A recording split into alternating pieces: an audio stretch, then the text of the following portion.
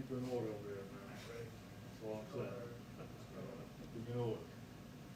Over my house. Yeah, that's great.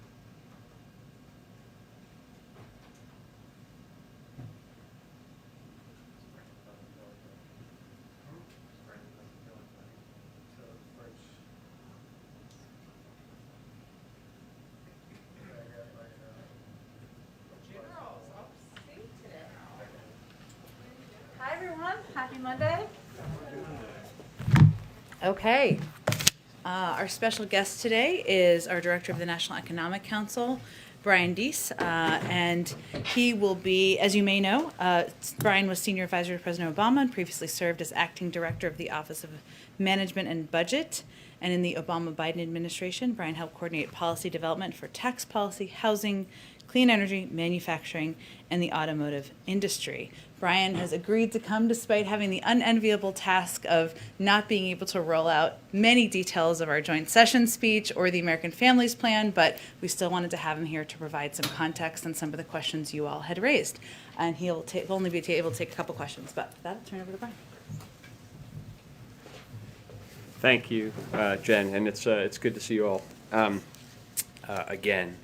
So I wanted to just provide a little bit of context around, in particular, capital gains taxes, and we'll provide just a little bit of context, and then happy to take a couple of questions. So as you know, and as Jen has spoken about, the President is excited to this week lay out his plan to invest in American families.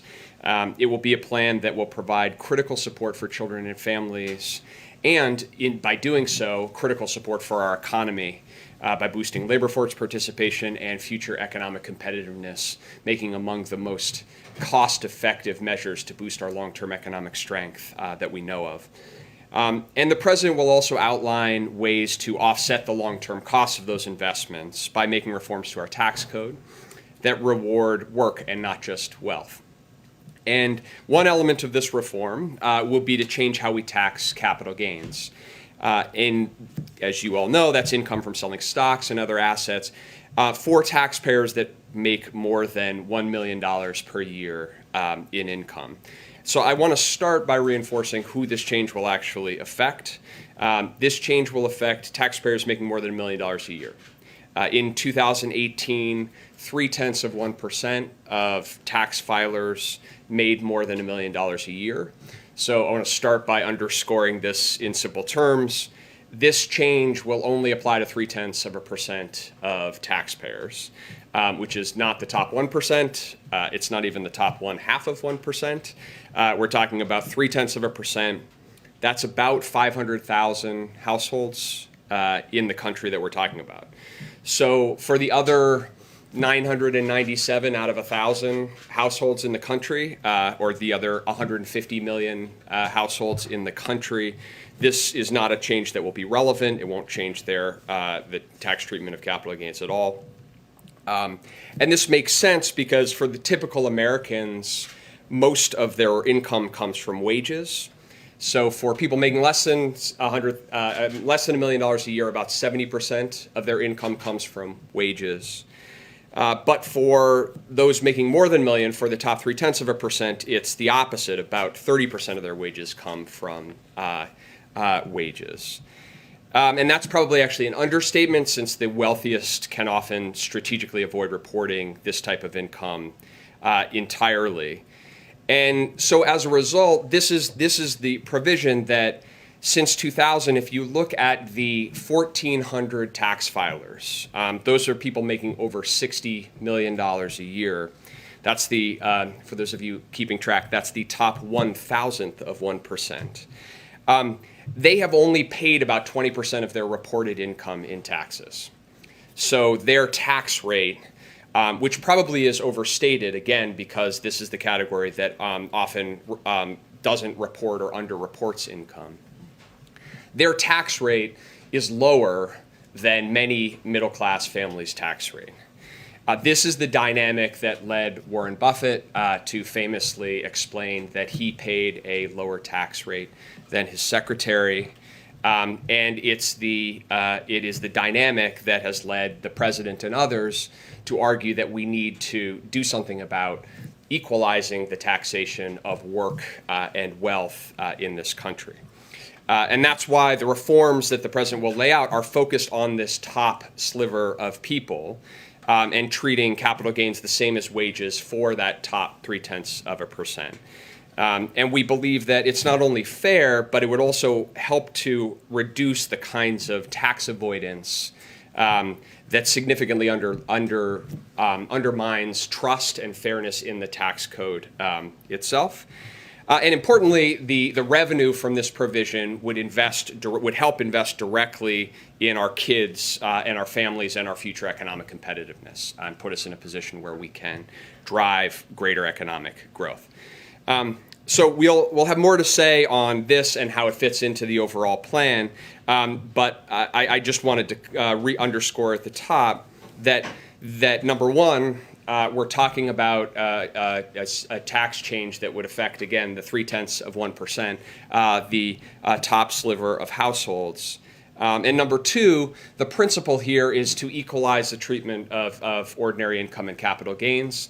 And that is a principle that's neither new nor particularly novel. In fact, the last president to enact a reform to equalize the treatment of ordinary income and capital gains was President Reagan, who did so while raising capital gains taxes as part of the 1986 tax reform.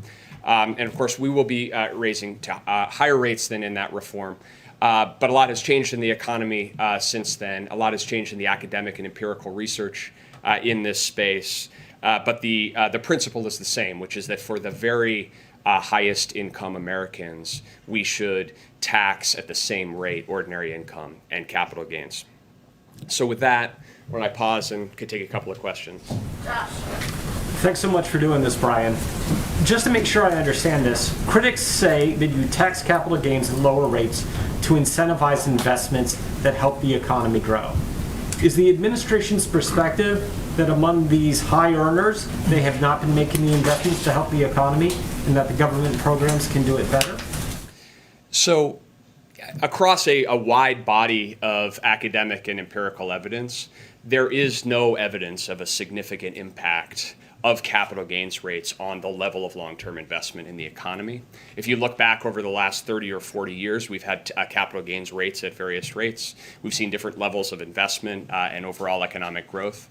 You can't identify a meaningful correlation between the two.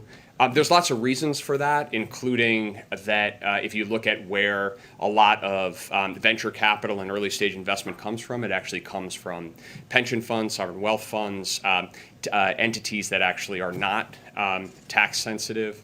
Also because at the end of the day, a lot of things go into making an investment decision.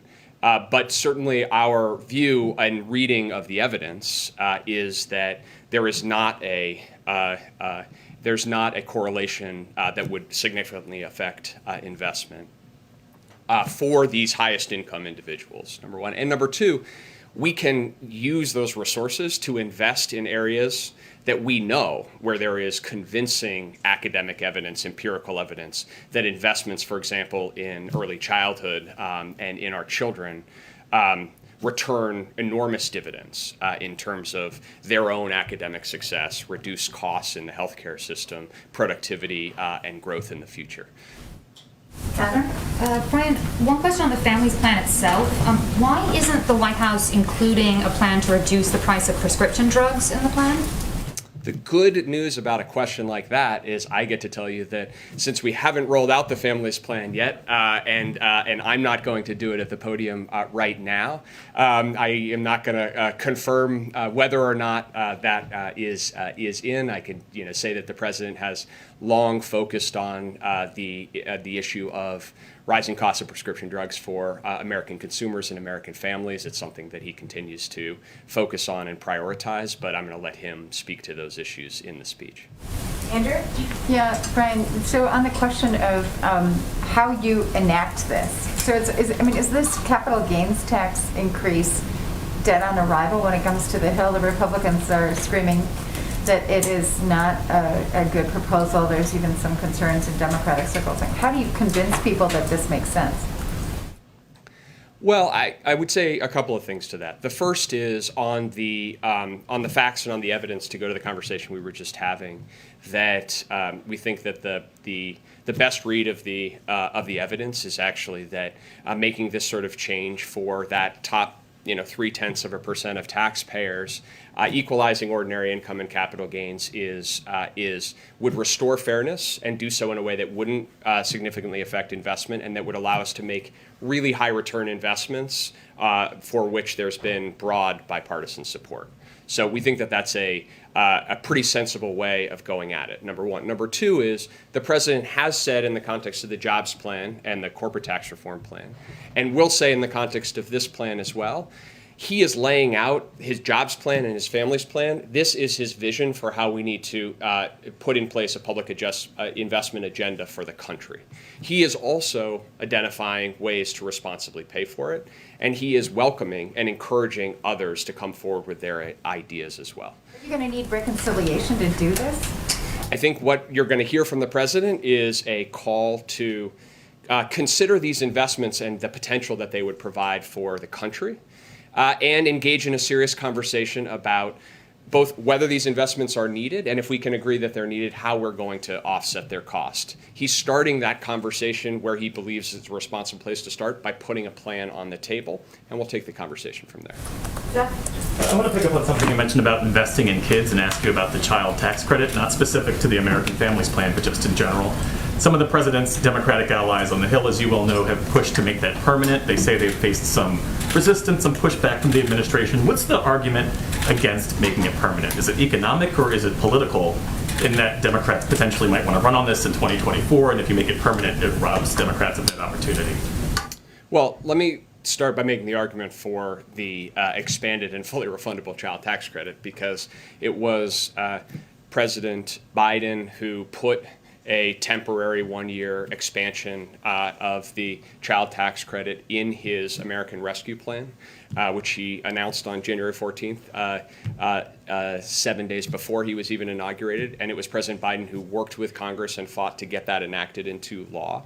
And now, as a result, the American families of 66 million children will receive a fully refundable expanded child tax credit this year. And that will be delivered monthly going forward.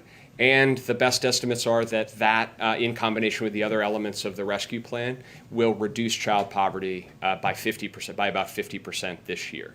So President Biden is both incredibly proud of that accomplishment and the speed with which we were able to implement it, and believes that we should extend that policy to provide some certainty and stability to those families who will be relying on that payment, but would see it go away if Congress doesn't act. So that's the context for it, and I'll let the president speak to the specific plan in the joint session speech. I've gone already way over the time allotted. He will come back, as will other people, but Brian's got to go. Sorry, Brian. Thank you for coming, and he'll come back soon. It's always so much easier for me to play good cop. Now I realize why. You know, I take all your questions, but Jen. Okay, come on back. Right, exactly. Well, there'll be much more to say when we roll out the speech. Okay, a couple of additional items for all of you at the top. Today, the U.S. Department of Agriculture and Secretary Vilsack announced the historic expansion of the summer pandemic EBT program. This is the single largest summer child nutrition effort in our nation's history, and will reach more than 30 million kids this summer, thanks to the American Rescue Plan. Summer feeding programs are considered a lifeline for some families, but until now, they've reached less than 20% of families served during the school year. Children are eligible for this program if they are eligible to receive free or reduced price meals during the school year, or if they are under age 6 and live in a SNAP household. That is about 34 million American children. Parents or guardians do not need to take any action to receive the cards in the mail from their state agencies. Each child will receive a $375 credit loaded onto an EBT card, and that can then be used by parents or guardians to purchase food. Also today, President Biden will sign an executive order establishing the White House Task Force on Worker Organizing and Empowerment. This task force is a historic effort to mobilize the federal government's programs, policies, and practices to empower workers to organize and collectively bargain with their employers, and will have a specific focus on increasing worker power in marginalized and underserved communities. Vice President Harris will be chair of the task force, and Secretary of Labor Marty Walsh will be the vice chair. The task force will include more than 20 cabinet members and department heads. Also, Vice President Harris will have a bilateral meeting with the President of Guatemala this afternoon. They'll meet virtually to discuss working together to address immediate relief needs of the Guatemalan people, as well as deepening cooperation on migration. The Vice President will also participate in a roundtable with representatives from the Guatemalan community-based organizations tomorrow. Vice President Harris's direct engagement is a testament to the importance we are placing on improving conditions in Guatemala. When the Vice President spoke last with the President of Guatemala on March 30th, they agreed to collaborate on promoting economic development, leveraging technology, strengthening climate resilience, and creating the conditions to expand opportunity for people in their home countries in order to address the root causes of migration. Finally, as you may have also seen today, we announced that the administration is looking at options to share American-made AstraZeneca vaccine doses during the next few months. Given the strong portfolio of vaccines that the United States has already authorized and available in large quantity, and that is available in large quantities, including two-dose vaccines and one-dose vaccine, and given AstraZeneca is not authorized for use in the United States, we do not need to use AstraZeneca in our fight against COVID over the next few months. Before any AstraZeneca doses are shipped from the United States, the FDA will confirm any such doses meet its expectations for product quality. This is being done in the context of the FDA's ongoing review of all doses made at the plant where these AstraZeneca doses were produced. And I anticipate in the near future, our team will share more details about our planning and who will be receiving doses from here, but we're in the planning process at this point in time. Josh, go ahead. Thanks, Jen. Let's go to India and what they're dealing with the coronavirus. The president just spoke with the Prime Minister of India. Can you give us some more details about that? And in terms of how many supplies, what all are we really going to rush out there? What's the volume and the scale to deal with the problem? Sure. Well, as Josh noted, and you may have all seen the readout that we just put out, but just in case you didn't, the President spoke today with Prime Minister Modi of India, committing that the United States and India will continue to work closely together in the fight against COVID. The President pledged America's steadfast ongoing support for the people of India who have been impacted by the recent surge in the COVID-19 cases. In response, we have provided, and let me give you more of a specific update, and I will also note for you that there'll be an additional call later this afternoon that will provide additional details. So this is just what is available at this point in time of what is being requested and what we are providing. So there are a number of areas that are of great interest and are great need to India at this point in time. Oxygen is one of them. At India's request, we are exploring options to provide oxygen and related supplies. The Department of Defense and USAID are pursuing options to provide oxygen generation systems. We may be in a position to reroute shipments planned for other countries with lower immediate needs, given the urgency of the conditions in India, and we'll have more details, hopefully, on the possibility soon. DoD is also exploring providing field oxygen generation systems, which we have used in our field medical hospitals. Each unit can provide oxygen for up to 50 to 100 beds. And we're also exploring options to provide oxygen concentrators and ventilators, and are in technical discussions with India to ensure the equipment we supply can connect to Indian devices. The United States has already provided 200 ventilators to India last year and trained medical professionals on their use. So this is, of course, in addition to that and other assistance we've provided. Another one of the major needs is PPE. And we've identified U.S. commercial suppliers as well, and I should say, and therapeutics and tests, but we've identified U.S. commercial suppliers of remdesivir that are immediately available to help relieve the suffering of COVID-19 patients in India. We've identified rapid diagnostic testing supplies, personal protective equipment, and additional ventilators available to be transferred to India immediately. And I noted, of course, we also, of course, are in close touch with India officials at all levels about the raw material needs that they have. And as requested by India, we will provide raw materials for the production of AstraZeneca Covishield vaccine at Serum Institute of India. I know some of these have been announced, but that's just a little bit of additional details. So we're in ongoing discussions about what their needs are and how we can meet them. But go ahead. And then, secondly, the president issued a 100-day mask mandate for federal buildings. Does the administration plan to update its mask guidance now that we're at 100 days roughly of the Biden presidency? And what about for the broader country? What science, what research are you using to guide you? Well, I know there's been some reports out about CDC plans, and we will certainly leave it to the CDC to announce their guidance, which I think was the second part of your question, about what will be required outside and when masks will be required for individuals who have been vaccinated. So we won't get ahead of any final details or announcements they will make. The president, of course, issued that at 100 days. We're not quite at 100 days, so I don't have anything more to preview for you in terms of what might be next. Go ahead. Looking ahead to Wednesday, to the president's speech before a joint session of Congress, can you give us a sense of how the speech is coming together, the president's involvement in it, how he wants to use that speech, and his appearance there to sell the remainder of his legislative agenda? Sure. Well, first, the president has been working over the last couple of days, as he will be over the next two, on his speech. He's deeply involved in the development of his speech. He's thinking a great deal about what message he can send directly to the American people about what progress we've been made, but of course what challenges remain ahead.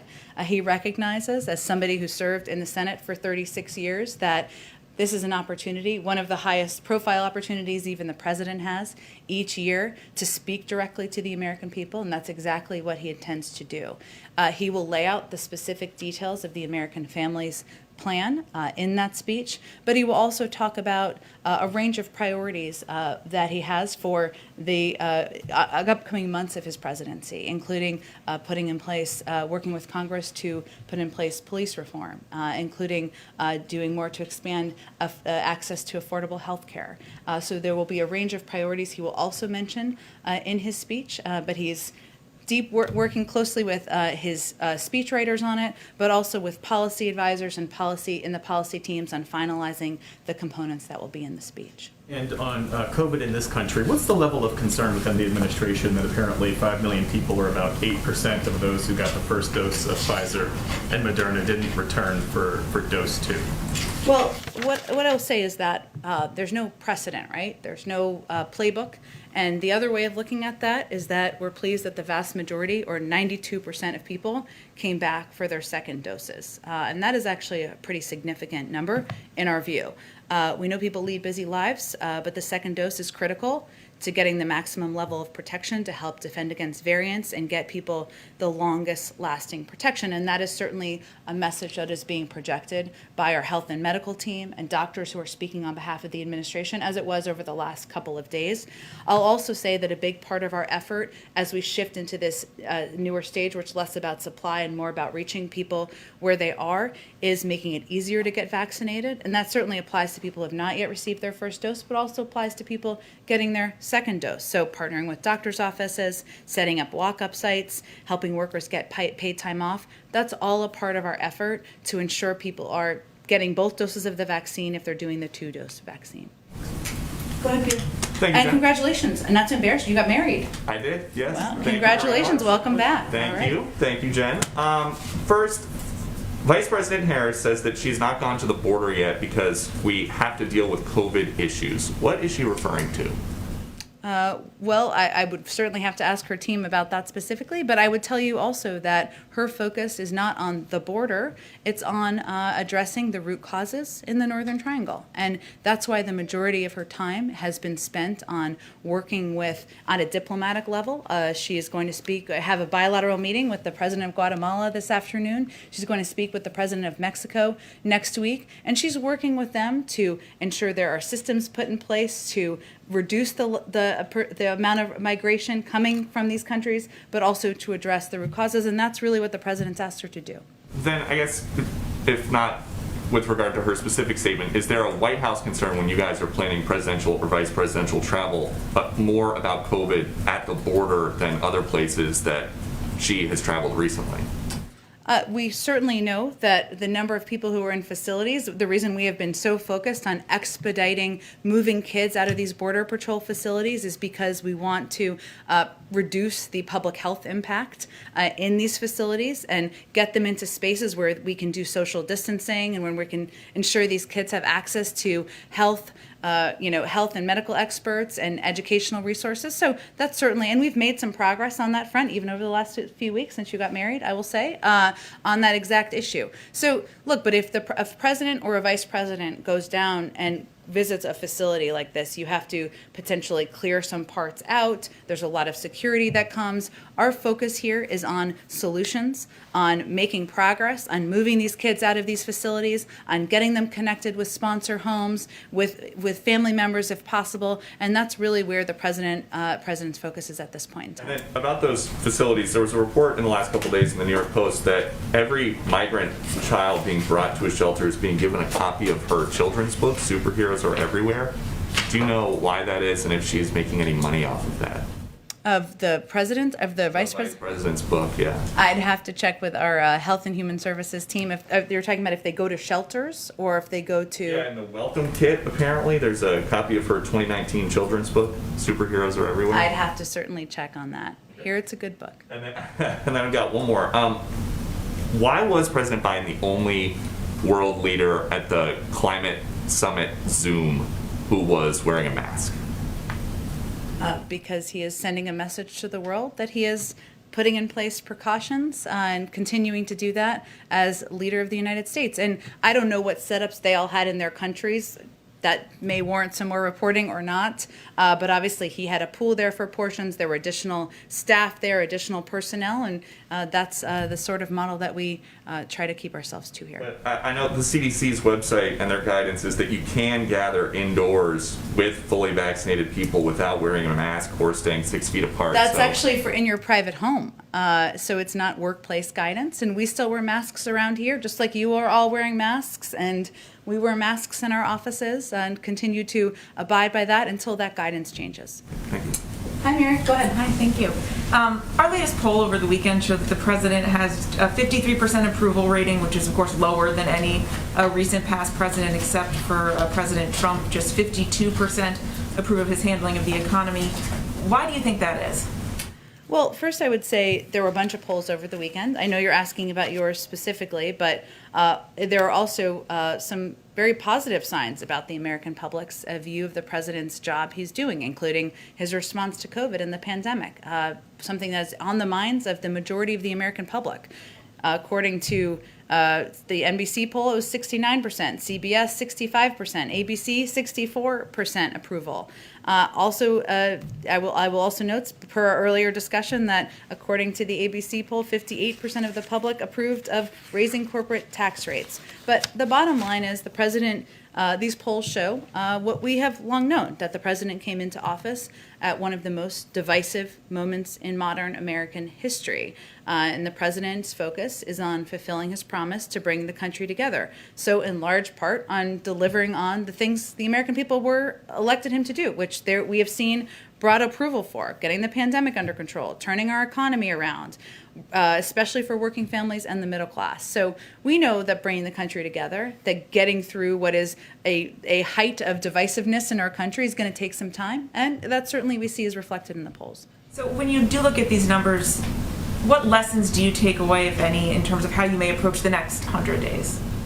Well, the president would be the first to tell you we have a lot of work left to do to get the virus under control, despite the fact that 2/3 of the public in all of these polls support his approach and support the progress that's been made to get our economy up and running. There's still 10 million people out of work, and people aren't feeling satisfied by that. And we still need to keep our heads down and keep pushing forward to get the American Jobs Plan passed and ultimately the American Families Plan passed. But also, he knows that he needs to continue to work at bringing the country together. And he will always be open to bipartisanship. He will always have an open door in the Oval Office to members of Congress of different viewpoints to get work done for the American people. And he certainly believes that's what people elected him to do. And on the speech on Wednesday, obviously your first joint address is a big moment for any new president, but this is not going to be a joint address like we've seen before because of the pandemic. A lot of the pomp and circumstance won't be there. The audience will be scaled down, no guests, etc. How is the president modifying his approach to the speech to sort of accommodate these unusual circumstances? You're right, and it will look very different for people who are watching at home, who are used to seeing, they may not even know they're used to seeing this, right? But they're used to seeing a full Senate chamber, House and Senate, full members of Congress filling. They're used to seeing guests for all of these members of Congress. They're used to seeing, which is always an important part of the speech, a First Lady's box that's full of incredible people who are inspiring, have inspiring stories, and the president references in his speech, and that's tradition as well. And none of that will be a part of the speech in the same way that people have seen in the past. So there's certainly an adjustment to how he'll speak to the audience, speaking directly to the American people at home. That's always a part of it, but even more so to not having all of these incredible stories, inspiring stories that are typically a part of any president's joint session or a State of the Union address. So it will look different, but from his vantage point, it still is an opportunity to speak directly to the American people about the progress that's been made, the work that's still ahead, his new proposals for an American Families Plan, and some of the priorities that remain central to his presidency, and that hasn't changed. And will he be wearing a mask? Because I think technically now the rules are such that anyone speaking on the floor must be masked, or will there be an exception for the speech? I'll have to ask him that and ask our doctors that. It's a great question, and let me get back to you so people can know what to expect. Go ahead. Thanks. Quickly, because I didn't get to ask Brian Deese this, is the $1 million threshold for the capital gains tax increase applying to households or individuals? Do you know? These are all excellent questions, and I know I put him in a very difficult position, as I am too, because the speech is not for 2 days, and we will have lots of briefings that will go through all of the specific details. So you can't clarify right now if it's, because you did confirm that there will be a capital gains tax raised, but yes, and over $1 million is what's been reported. That's accurate, but I'm not going to get into more specifics. I will see if there's more we can provide to you after the briefing, but we've been quite careful about not getting ahead of the president. Noted.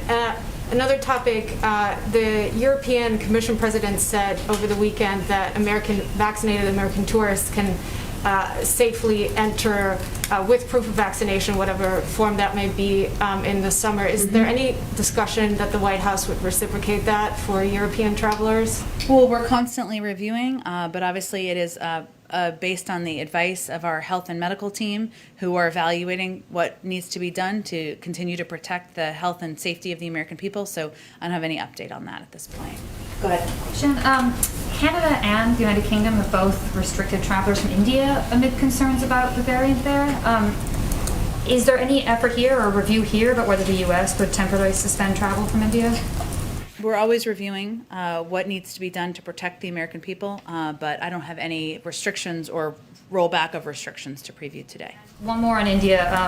The Indian government ordered Twitter and Facebook and Instagram to block social media posts criticizing the handling of the COVID response there. Any White House comment on that move? Well, that certainly wouldn't be aligned with our view of freedom of speech around the world. And will the First Lady have any kind of virtual box, or will there be anything to sort of replace the traditional, as you spoke about, First Lady's box full of guests? Not as people knew it previously, right? She won't be sitting in the box with people. We are looking for ways to engage with the American public, whether it's through viewing parties or ways to communicate about what the president is proposing, but it won't look or feel or sound like it has in the past. Go ahead, Andrew. Yeah, so just back on the tax question real quick. We keep asking this question about reconciliation. Do you have a sort of a plan to sort of increase your outreach to potential skeptics, even among the Democratic side, in terms of getting this really additionally large package through Congress? Sure. I mean, obviously the president has himself been engaged with Republicans, as he was last week, and I expect he will be again next week. And he'll talk about the American Jobs Plan as well as the American Families Plan. But our root focus here, I know you were asking, Brian, about the corporate opposition to the capital gains component. Our core focus here, and the president's core focus, is on laying out policies that will increase investment in industries of the future, create millions of jobs, invest in childcare and education to make us more competitive. Then he believes we should propose ways to pay for it. But he's not doing a corporate tax proposal. He's doing an American Families proposal, an American Jobs Plan proposal. These are ways to pay for it. If people have alternative ways, we are open to hear from them. But the bottom line is the president's not going to raise taxes on people making less than $400. That would be like nobody pays taxes, but $400,000 a year. And he believes that the burden should be on the backs of corporations and highest level income people who can afford to pay more. Hence his opposition to user fees and other proposals that would be put the weight, the burdens on the back of American people. On India, I have another question. Sure. Actually on AstraZeneca. So the opening up of aid, is there any specific measure or urgency to get doses of the AstraZeneca vaccine to India? Is that among the biggest priorities? And then on the India specifically, you mentioned that the idea is to get some raw materials to Indian production of the AstraZeneca vaccine. There are other vaccines that are being produced in India. Will those raw materials also be available to other manufacturers working on other vaccines? Sure. Well, on the second question, I think I mentioned another vaccine option as well, where the raw materials could be useful for.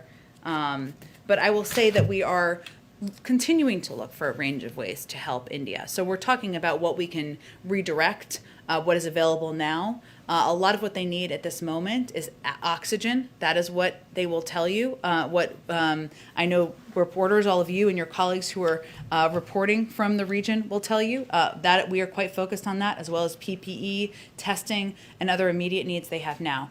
But since I didn't mention this earlier, just to be clear, we have 0 doses available of AstraZeneca. We're talking about what the FDA needs to go through a review, right, to ensure the safety and it's meeting our own bar and our own guidelines. And we expect there to be approximately 10 million doses that could be released if or when the FDA gives its concurrence, which could happen in the coming weeks. So this is not immediate. And there is an estimated additional 50 million doses that are in various stages of production. These could be completed in stages across May and June. But our team, our national security team, our COVID team, working with the State Department and others, we're going to assess a range of requests, a range of needs around the world. But that's the timeline, just to give you a sense. On the Putin summit, is there a date that you've got in mind, and have you made any decisions? So there was some reporting that you're looking at the 15th and 16th of June, which would be right after the G7 summit. Is that the intention, to sort of twin those two trips? And do you have a country yet? We're not quite there yet. We are eager, of course, to, as we have any details to provide, we will provide them, but we don't have confirmation of any details yet or a proposed timeline quite yet. Go ahead. Thanks, Jen. I wanted to follow up on something Jeff was asking about the second doses and then do a school question on the back end. But on the second doses, the 5 million Americans who have missed their second dose, why does the administration think that's happening? Why are people not going back for their second shot? There are a range of reasons for different individuals. I will say it is important to note there is no history or precedent here, right? So the fact that 92% of people are going back for their second doses in our assessment is a pretty significant number. But we are looking at ways that we can take steps, as we are for people who haven't even taken their first dose or their only dose if they're doing Johnson & Johnson, to help address, including ensuring that we have more mobile sites, that we are, as we announced last week, ensuring there's an opportunity for paid leave, that we are working in partnership with doctors to make it easier. People have busy lives.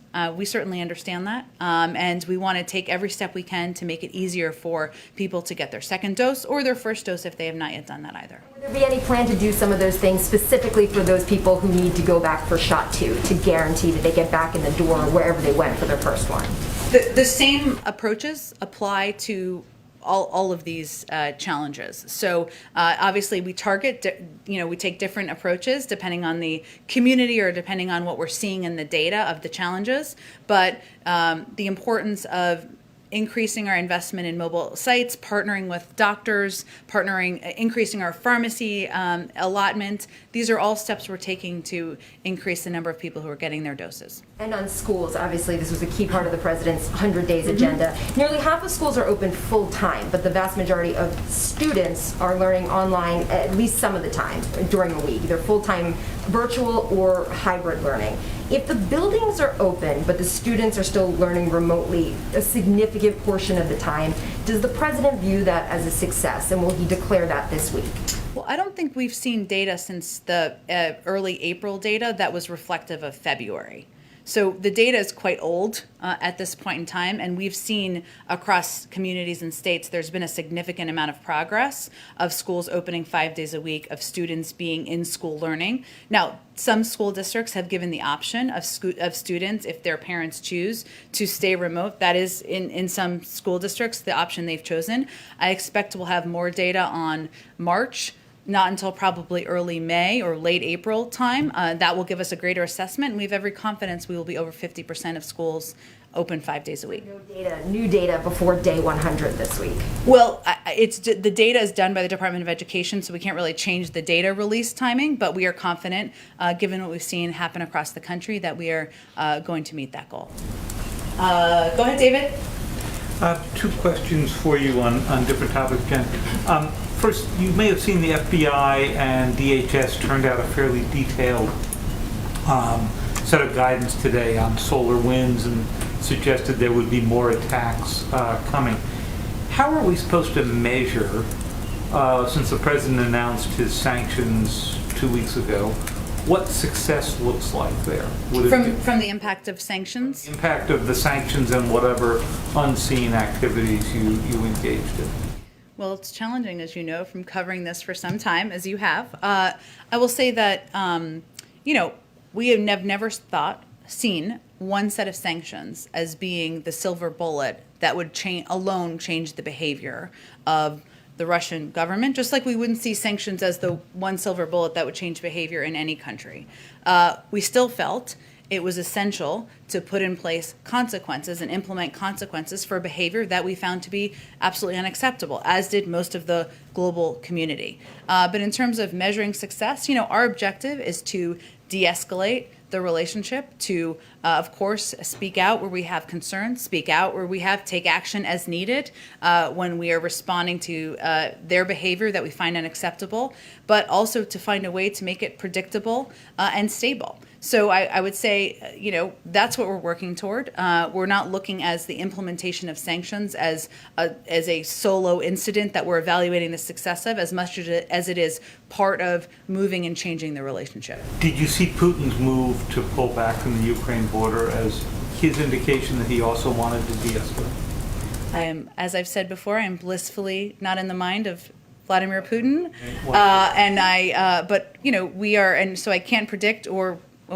analyze for you really effectively what was in his mind in the movements that were made. But our objective continues to be working with our partners in Europe to convey that troop buildup is unacceptable, that escalation is unacceptable, and President Biden, Secretary Blinken, and others don't hold back in conveying that clearly. One last question for you. You have some visitors this week from Israel, an intelligence group, I think led by Yossi Cohen of the Mossad and some others. Who are they seeing in the administration, and do you plan to be conveying, or do officials plan to be conveying to them the thought that Israel may be actually actively undercutting your effort to get the Iran deal back together? I'm happy to get back to you, as we try to be transparent around here, who they're meeting with and check with our national security team about that, David, and others who are interested in that. I will say that we will, of course, brief them. I'm certain it will be a part of the conversation, as we regularly do, on the status of negotiations. We just concluded the second round. That will likely be multi-round negotiations in Vienna, and we will update them, I would expect, on those discussions and the progress being made there. But in terms of other components of the discussion, I will see what we plan to read out from those meetings. Go ahead. Two questions on behalf of colleagues can't be here, quick Sure. ones, and one of my own. For the capital gains tax increase, when would that take effect? Again, I know there's lots of questions and interest. I understand it. I'm with you for it. But we will have many fact sheets, many pages of fact sheets, many briefings to get you all of the details you would like. And on AstraZeneca, the doses, are those being given specifically to countries or to COVAX? What is the process for determining who gets those? Does Canada get any of those? Other countries? Sure. We're working through what the process will look like, and we will consider a range of options from our partner countries, and of course, much of that will be through direct relationships. Okay. And the other question I had was, you mentioned two of the president's goals was to bring the country together and end the pandemic. Those are obviously the two big goals that he has. Get Americans back to work. Which is obviously connected to ending the pandemic. And you see this vaccine hesitancy among Republicans. You see slower vaccination rates in Republican-led states. Mm-hmm. How does the president view those two goals as intertwined? And does do they have to can you not have one without the other? I guess is what I'm saying. That's an interesting question. I would say that the president believes he's got to govern for all people, and that includes, of course, getting the pandemic under control, which is certainly not impacting people through a political prism. So our efforts are to increase vaccine confidence, I should say, across a range of communities where we've seen some concern or some question. Now, we have seen in recent data that there has been large increases among not just communities of color, but also more conservative communities, people who have had a neighbor take the vaccine, who have seen the people who are vaccinated able to have dinner together in their home, as is part of the CDC guidance. And so that's encouraging. But the president is going to continue to govern for all people, to work to address the crises we're facing that are not Democratic or Republican crises. They are crises for the American public, whether that is the pandemic, people who are out of work, the climate crisis, racial injustice in our country. Those are the four he's identified as being central to his presidency. Hi, David. Hey, Jen. Hey, a question on unity. You talk about, or earlier you said you wanted to bring, or the president wanted to bring the country back together. So I guess the question is, he has not met with House Minority Leader Kevin McCarthy, according to Kevin McCarthy. What does that say about unity? And also, there are some other legislative issues as it relates to H.R. 1 and a commission to study packing the Supreme Court, as you would say. And there's a lot of other lists as well, budget reconciliation. So there's a lot of folks, you talk about tens of millions of people, they're concerned about that this doesn't seem like unity at all. Do you think tens of millions of people are concerned about him not meeting with Kevin McCarthy? No, I think tens of millions of people are concerned about H.R. 1 and budget reconciliation and going with that 50-vote threshold. I think that was a concern. I'm not sure the polling bears that out, but I will say that the president's view is that bringing the country together is bringing the American people together. So when I say he is focused on bringing people together, bringing Democrats and Republicans together, he's not talking about solving bipartisanship in this zip code here. He is talking about proposing policies that address the crises that we're facing, whether it's getting the pandemic under control, putting people back to work. A lot of those policies he's proposed, whether it's the American Rescue Plan or the American Jobs Plan, are supported by the vast majority of the American public, Democrat, Republican, Independent. They certainly want to see him working with Republicans and Democrats and he's absolutely doing everything he can to do that. He's had a number of Republicans down here to the Oval Office. He's looking for it. We're going to be reviewing their proposals, and I think certainly people see him rolling up his sleeves and ready to work with people of all different viewpoints. Real quick, why not separate the infrastructure bill the Republicans have, whatever it is, $800 billion or so? Why not just take that, call it unity, call it a deal, and then move on to some of the other legislative priorities within the total construct? Well, David, as you know, you need 60 votes. You can talk to Republicans in the Senate and see how many votes they have. But I will say that where we are now is that we are certainly taking a look at the proposal. Right now, there's deep in the weeds, sometimes nerdy conversations between staffers, members of Congress. We have lots of follow-up questions. I'm sure they have lots of follow-up questions. We're sharing ideas. That's actively happening now. He'll invite some members next week, bipartisan members, to come to the Oval Office and have a discussion about it and what the path forward looks like. Thank you. Sure, go ahead. Thank you, ma'am. I have one question about foreign policy and then another about COVID here. So the first one is, in tapes obtained by the New York Times, Iran's foreign minister says that former Secretary of State John Kerry informed him that Israel attacked Iranian interests at least 200 times. As the secretary has shifted roles, he still continues to represent the United States on a world stage. Does the president have any comment or reaction to Kerry telling the Iranians about covert military action on the part of Israel? We're not going to comment on leaked tapes. Okay. And then my second question is, I've heard from a number of governors who are frustrated that they haven't heard directly from President Biden on these weekly coordinating COVID calls. Why hasn't he joined those weekly calls? And how many governors? So what?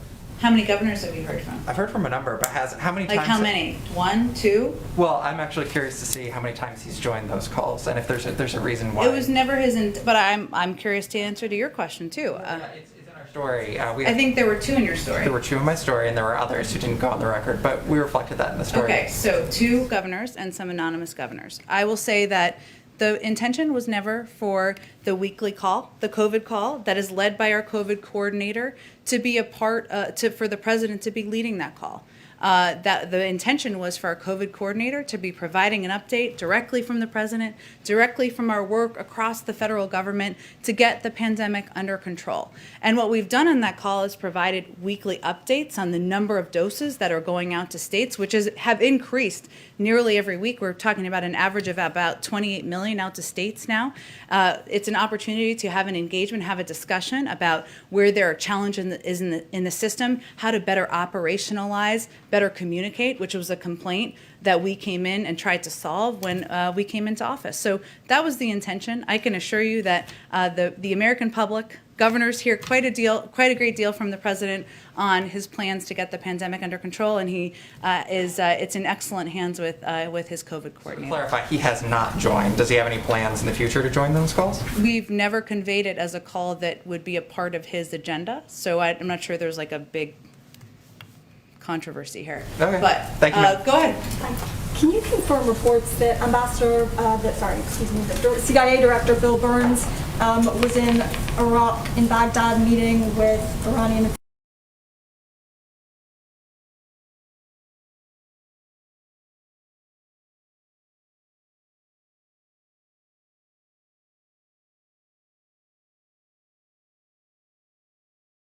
Iraq too, so I'd be interested to know whether the 2 of them are planning to meet. Is that something that you're able to discuss? And again, I'd point you to the CIA and his team there for any details of his schedule. I have another question Sure. on Guatemala. So earlier today, Secretary Blinken announced sanctions on some Guatemalan officials. Mm-hmm. Are there other sanctions that the administration is weighing for other Northern Triangle countries now? And how is this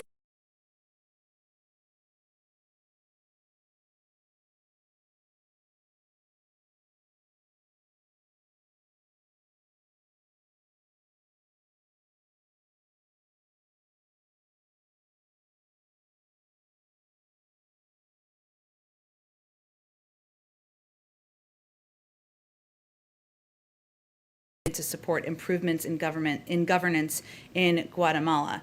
And as the Vice President's virtual bilat with the President today indicates, we are focused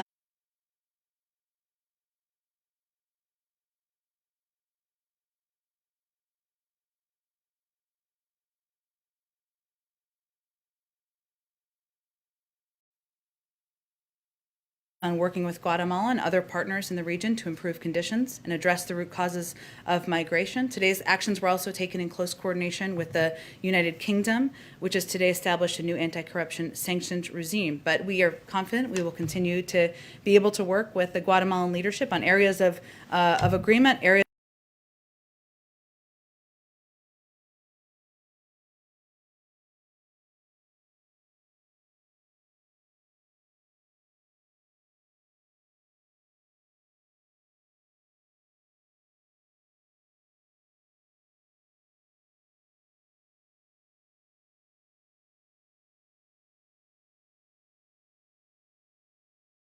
and then two for colleagues who can't be in the room.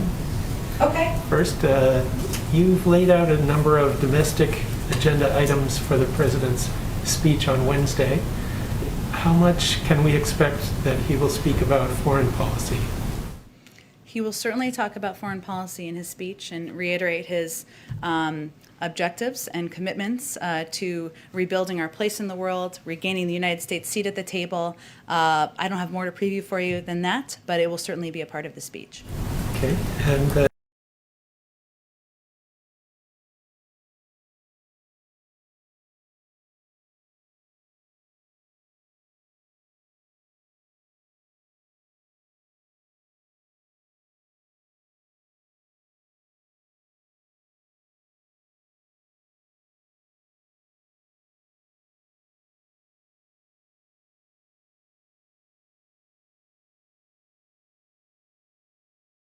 and been in close touch with them at every level, including with Prime Minister and the President discussing or communicating.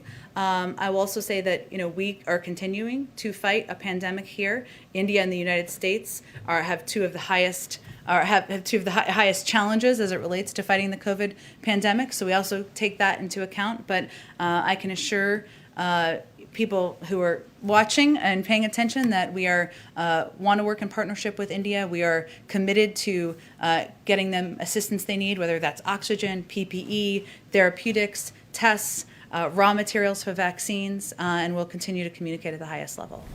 okay, and Andrea. oh, sorry. Oh, did you have one more? Go ahead. One more.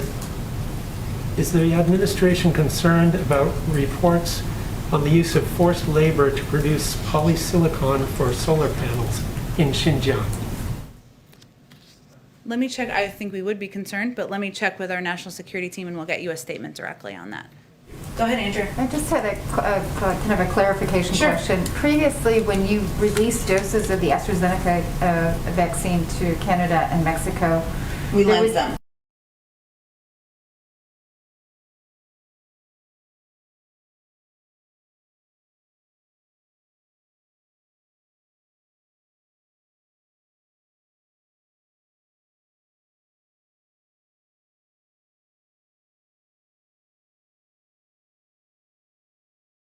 overall issue of the kind of vaccine production in the U.S., there is, as you know, mounting pressure on the U.S. to support this TRIPS waiver at the WTO. Has there been any shift in the U.S. position? Up until now, the U.S. has not even permitted those discussions to take place on a formal level. Given what we're seeing now, the sort of worst case scenario of the increased incidence in India and Brazil, other places, is there a rethink going on? I understand that there's concern about the emergence of variants and not knowing that, what will happen to those. Are you rethinking the position now? Well, I'd first say, and I know we'll have a call shortly where there'll be an opportunity to ask a lot of these questions too, but India has their own IP, right? And they are also a manufacturer of vaccines. Some of it has been delayed. The last time we really communicated about this at a high level was from our USTR, Catherine Tai, but I don't have any updates to that. And can I do one from a colleague? Yeah. You're sorry, I know you want to get out. It's okay. This is from VOA, who can't be here, obviously, Sure. because of COVID. Their question is, Ukrainian President Zelensky is suggesting including U.S. participation to try to end the Donbass war. Is the administration ready to take a more active role in the peace process, and if yes, what capacity? Well, I would certainly point you to the State Department. They're probably the most appropriate entity to talk about our engagement in negotiations. We have been engaged in the past, as you know, and certainly we are in close touch with the leadership of Ukraine at a range of levels. The president himself has spoken with the president of Ukraine, and certainly the Secretary of State and others have spoken with their counterparts about what their needs are and how we can be effective partners. Thanks, everyone. You have 8 minutes until the call, so you're welcome.